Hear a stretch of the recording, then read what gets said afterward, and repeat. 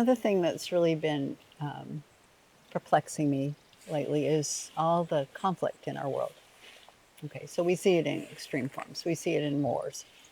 Obviously, we don't we don't appreciate that, but we also have interpersonal conflicts, and we as human beings have conflicts with nature. You were talking about how man tends to overrule nature instead of try to work with nature. Um, my latest realization is that we're being played. We're being played by the media, by the governmental politics, and by corporations. Obviously, who wants us to buy more things.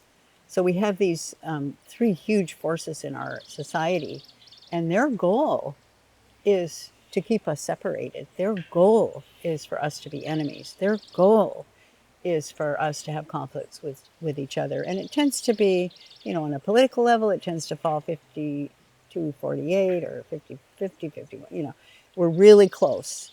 Naturally, we break down in several ways. But that's just one aspect. It's trying to recognize that until we understand that our division, our conflicts, our sense of them and us is weakening us as human beings individually and as a group.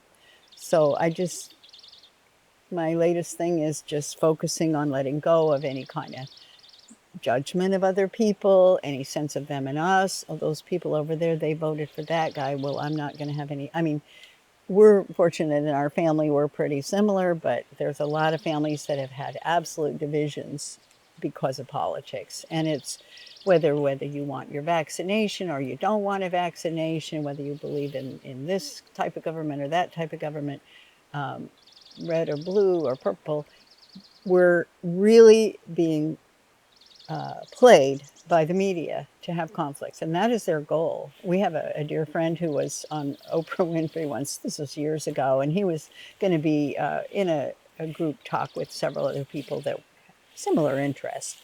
And he said, well, I'd love to get together with them ahead of time and kind of get on the same page. And they immediately, the producers, no, we do not want you to be on the same page. We want you to be in conflict with each other. We want you to be fighting each other, because that's what sells media, that's what sells newspapers, that's what sells political campaigns. So we somehow need to recognize that we are all part of the same human family.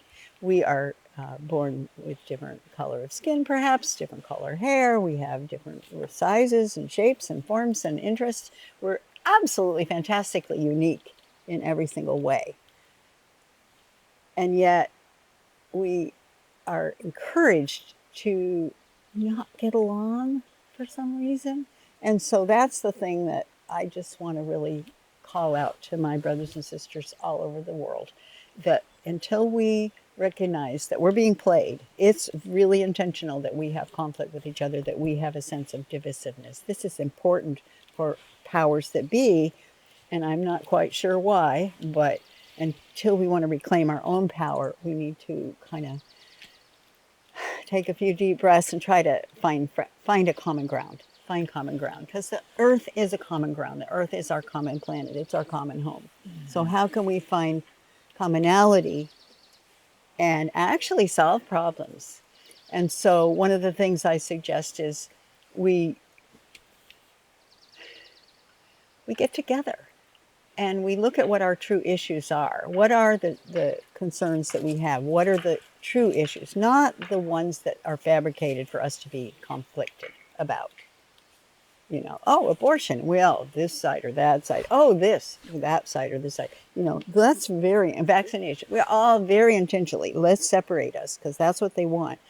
But we, the people, need to decide that that's not okay, because you are my brother, you're my sister, you're my husband, that's that. But, to somehow be able to find a way to not necessarily agree. And I would like to learn from this person over there or that, remember when Dean and I lived in New York City, and it was during the time of the there was anti-war protests, anti-Vietnam War protests, and there were downtown in Manhattan.